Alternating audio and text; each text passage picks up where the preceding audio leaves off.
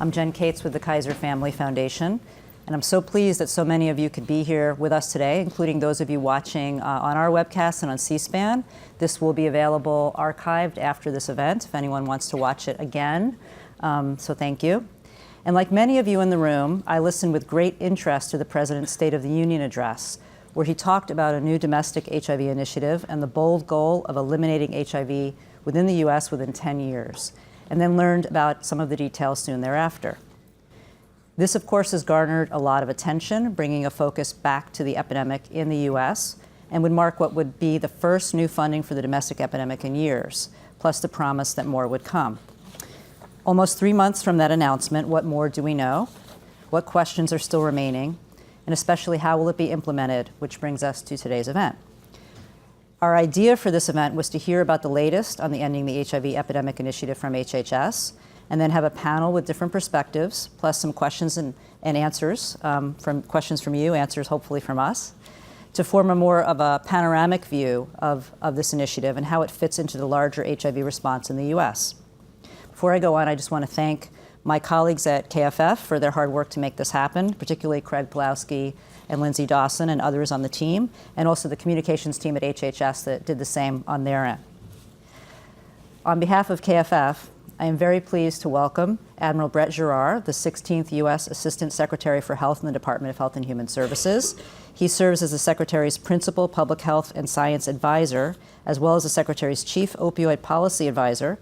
He oversees the Office of the Surgeon General and the U.S. Public Health Service Commission Corps, and his office oversees many critical national initiatives, including the new plan to end the HIV epidemic in America. Dr. Giroir has served in numerous leadership positions in the federal government and in academic institutions, and very importantly, he's also a pediatric critical care physician. Welcome and thank you. Please. Thank you very much. I just want to note that Admiral Giroir needs to leave by 10:40. So he and I will have a Q&A between ourselves and then open it up to you. But we're going to get him out so he can catch a plane to go. And he said he will watch the webcast later, so he will get to hear the panel discussion that will follow. Thank you so much for being here. It's my pleasure. Thank you for inviting me. So let me just start with a general question to get us or get everybody here up to speed on what the initiative is about, the key elements, what you're hoping to try to do. I mean, I think a lot of us have a general sense, but just to make sure everyone's on the same page, I'll let you fill us in. Well, thank you for that. This initiative came about by a combination of people who have spent their entire life working on HIV/AIDS, such as Tony Fauci and Bob Redfield, together with those of us who have certainly taken care of patients with HIV, but this has not been our avocation for our entire career, including Dr. George Segunis, myself, Admiral Mike Wiacki. And when I was preparing for my position, I know personally, I was really shocked to understand that there still remain 38 to 40,000 new cases of HIV a year in the United States when we have all the tools and technologies to make that not so. So I know I personally asked myself, why are there still 40,000 new cases of HIV a year in the United States? And the answer that I got was really the answer that because no one really decided to not make it that way any longer. So over many months, the principals got together and decided that this really is the right time, that we have very outstanding antiretroviral therapy that is down to 1 pill per day, very low toxicity, and the great majority of people can obtain an undetectable viral load. We also know, as you all know, that U equals U. Undetectable means untransmittable. Combined with that, we have PrEP, which is highly effective at preventing the acquisition of HIV, at least 95% and maybe much higher than that. We have proven models of care, such as the Ryan White program that has really been earth-shaking in its impact on reaching perhaps the hardest groups of patients to reach, those with many social determinants of health that make them insecure in their housing or food or transportation. And we also know through the CDC that we can go after clusters in a way that we've never done before. So the whole idea of this epidemic is to really reach, this Ending the Epidemic initiative, is to reach those who have not been reached before. And we don't underestimate the difficulty of that. We know that 1 out of every 2 patients with HIV have been infected for at least 3 years before diagnosis, and 1 in 4 is up to 7 years. And we know that that's where most of the transmission occurs. So this really is a community-focused plan focused on 48 jurisdictions, San Juan and DC, that account for 50% of all new HIV cases. So it's a very focused and targeted initiative to start that will expand further. We're also talking about 7 states that have a high rural burden, because we understand what's important in Miami or what's important in Houston may not be true for rural states. And of course, we focus on the demographics that will be that bear the overwhelming burden of the disease: African Americans, Latinos, and certainly very upfront in our proposal, American Indians and Alaska Natives. So just as an overview, that's generally what this is about. We are absolutely certain that our goals can be achieved: a 75% reduction in 5 years, a 90% reduction within 10 years. Obviously, that extra 15% gets harder. That's why it takes a longer time. And the last thing I will say, because I don't want to forget this, remember, if we are successful, the number of diagnoses in the US will go up in the next 2 years, because we'll be reaching people who have been undiagnosed and not brought to care. So just remember, when I am going to be very happy if the diagnoses go from 40,000 to 60,000 or 80,000, because that means we're reaching the people we need to reach and bringing them into care. So with that, I will just respond to your questions. But again, thank you for the opportunity to be here to represent my colleagues and the Secretary, and of course the Trump administration's policy. Thank you. Just for information for folks here, on the 48 counties and the other jurisdictions, is the idea that over time there'll be more, it'll be expanded beyond those, or is that to be determined based on how things are going? Well, we wanted to make the problem tractable and to have a plan. So when you have 50% of new cases within 48 jurisdictions, San Juan and DC, that's why we wanted to start there. But there's going to be 2 real plans for dissemination. Number one, as we learn lessons on implementing the plan, it will be disseminated immediately to other jurisdictions. But secondly, yes, there will be a formal transition depending on how the plan proceeds and the kinetics of what we're seeing in reducing infections, to expand it to greater and greater circles, to the next levels of where the cases occur. Right. So one of the questions that we've gotten is, well, the goals sound great. The idea makes total sense from a public health perspective. How do we implement this? What is the sort of going forward thinking on how to make this actually happen? So I will give you a couple answers to that. And I was very impressed with one thing that Tony Fauci told me. He said, we've all in the government been working on HIV and other outbreaks for now upgoing 40 years. But this is the first time that all the agencies have really gotten together in a really coordinated, synergistic program. And I think that's very important, that we're not just going to take the new funds and run to our corners and go spend them. This is very important. We have to be able to find people who are at risk, who are stigmatized, to bring them into care. That's primarily going to be a CDC and a local health function. I'll talk about that in a second. But this has to be completely coordinated with the programs at HRSA, like the Ryan White program, to have people actually treated, and community health centers who can actually provide PrEP. And fortunately, we do have about 50% of the Ryan White programs that are associated with community health centers, so they could provide both. We have some statutory limitations otherwise that we can go into. But the main first part of this program, and the predominance of funding in the first year, is to support local community health workers, local community health departments that will create their HIV workforce, as we talk about. These could be people living with HIV. It could be community health workers, social workers, whatever, people in the community, to reach the people who have not been reached before. So right now, we're going to award about $12 or $13 million this year, not waiting for fiscal year 2020 money, but to support the development of community plans that will be in the community, by the community, for the community. And we will actually probably start pilot programs this year in 19 as well, with funds we have through my office in the Minority AIDS Initiative. So it really has to be a community focus, because the problems are going to be unique to the community. I'm sure you'll see on the next panel that the problems in Mississippi, as we know, are not the same problems as other parts of the country, and they're certainly very different from those, for example, in the Cherokee Nation in Oklahoma. Great, thanks. I'm going to later, after you go, show a couple of slides that make the point about the budget request. Can you just give an overview of what that Yes, will so the entail? budget request, which turned out to be in the president's budget, was for $291 million this year. That is new money, primarily to HRSA and the CDC. There will also be some redirection of funds to the NIH Centers for AIDS Research. Not new money there, but new money allocated within the NIH to support implementation research, and as well as money to the Indian Health Service. Now, there are two programs that were zeroed previously in the president's budget, but funded by Congress: the Minority AIDS Initiative in my office for $54 million, and the similar initiative in SAMHSA. Those are not counted in that $291 million, but those are part of the president's budget moving forward.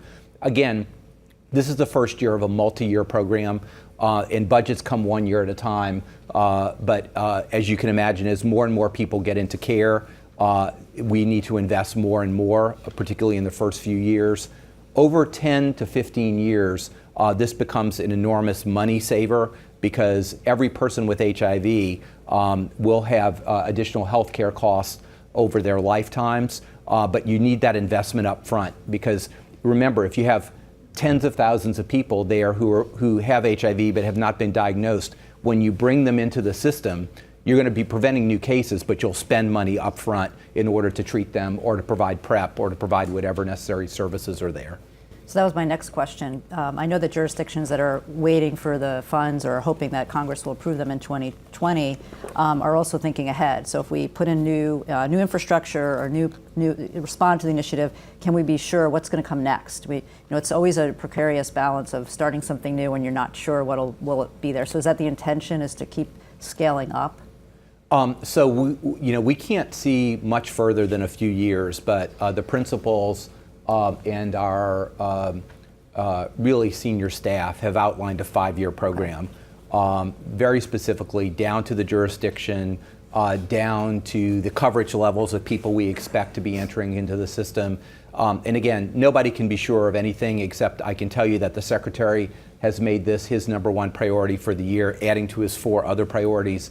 And he personally briefed the President, who is extremely enthusiastic about this program, or else it wouldn't have made it in the State of the Union. And we have every intent, certainly, of seeing the program through for the time that we are able to steward it. Right. Okay, so going to, and I've heard you talk about this, how you all thought about the 10-year period and modeling that out.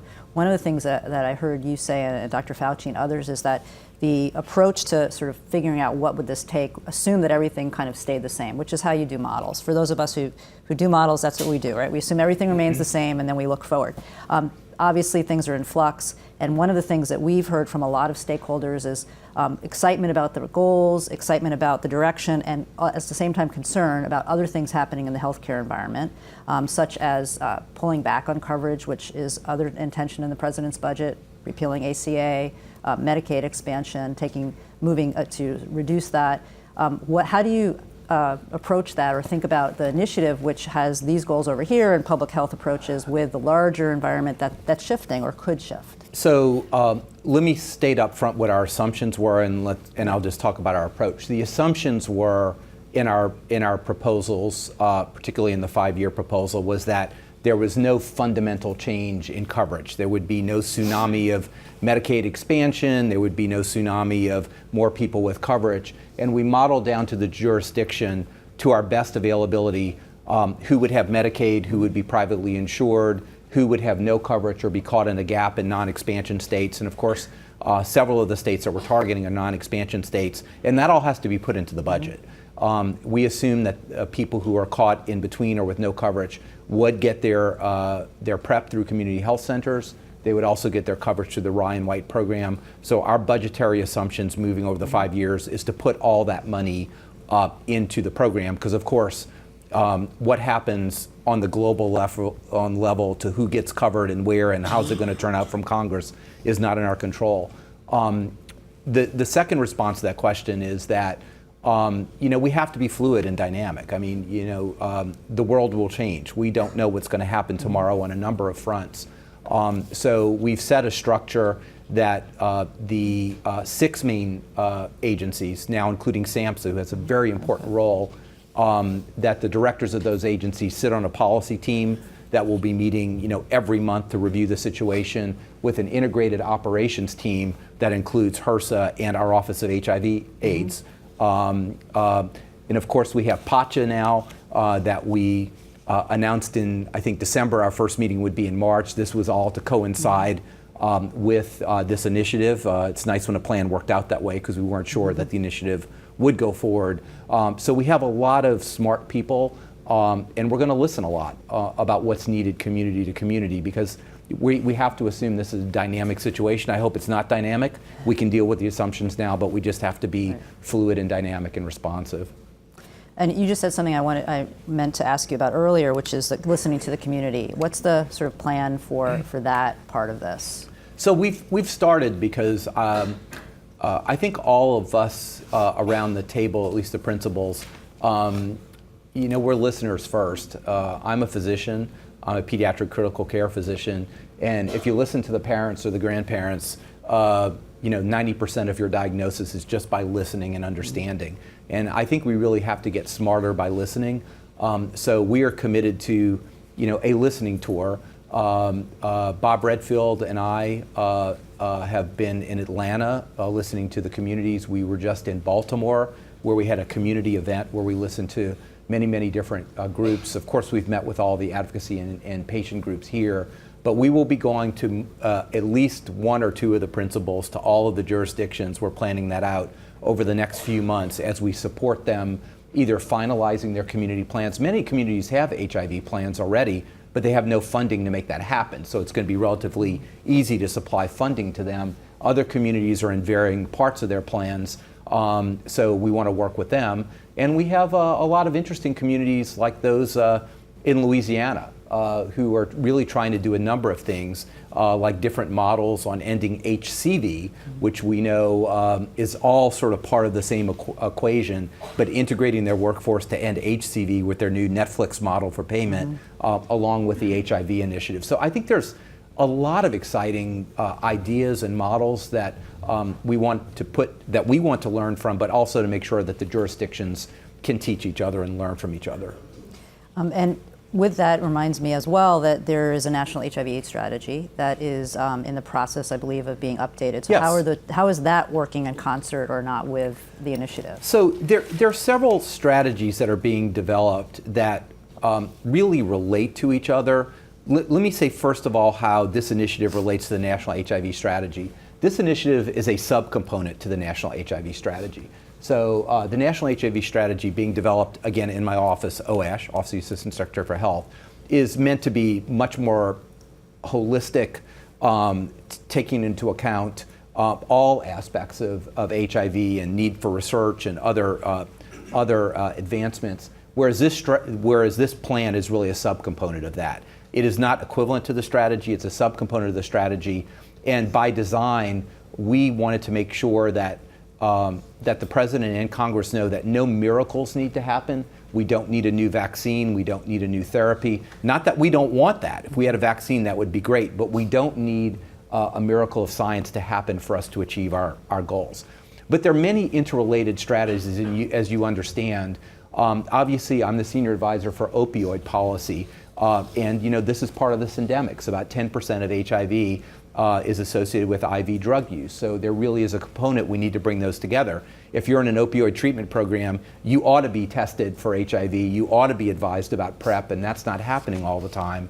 And also, for the first time, the same office that's doing the HIV strategy is doing the first federal strategy for sexually transmitted infections.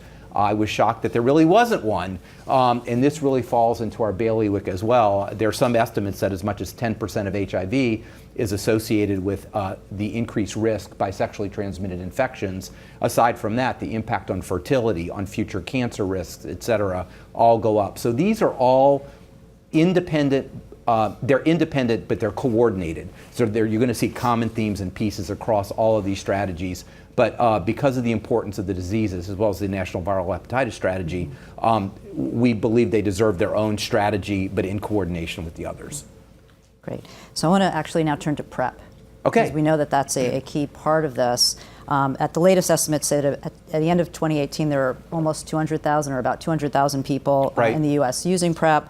The CDC estimates that 1.1 million could benefit, and a big goal of this is to drive up access. Can you speak a little bit more about how that is going to be done with community health centers and what the mechanism would be? So in our modeling, we need to get about in our modeling for how this all works, we need to have somewhere between 50 and 60% of all the people who have PrEP indicated on PrEP.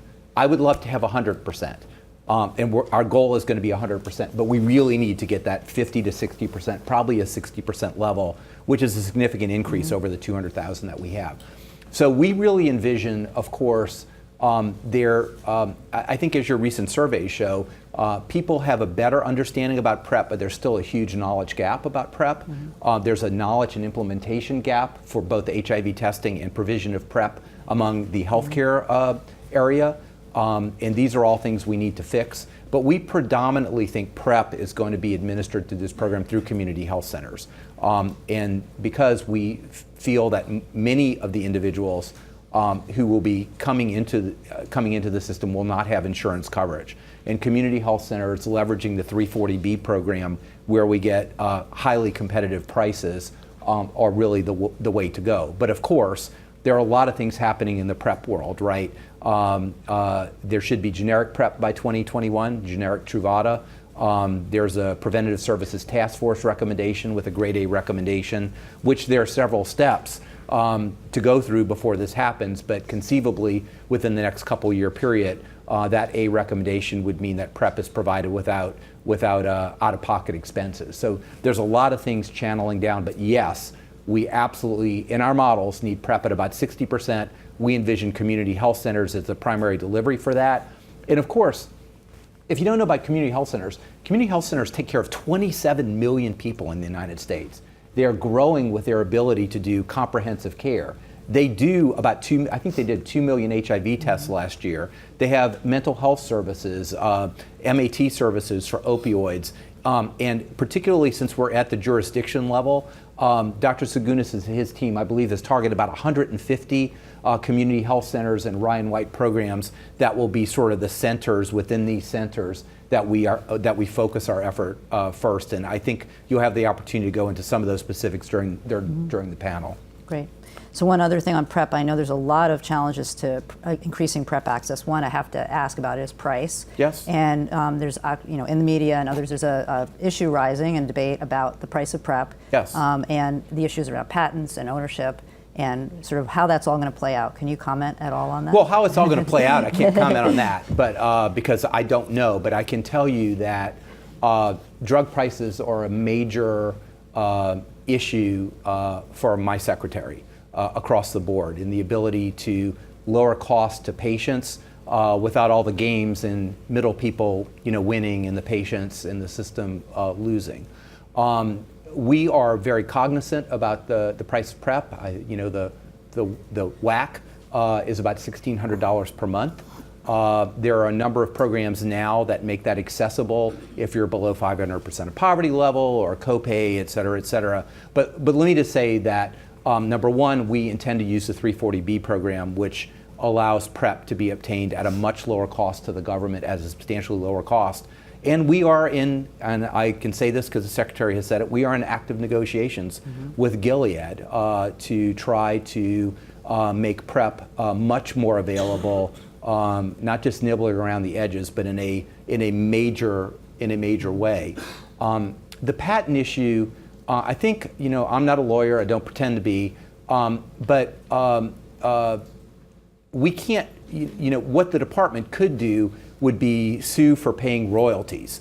Okay, so it doesn't mean you can block things or take things over.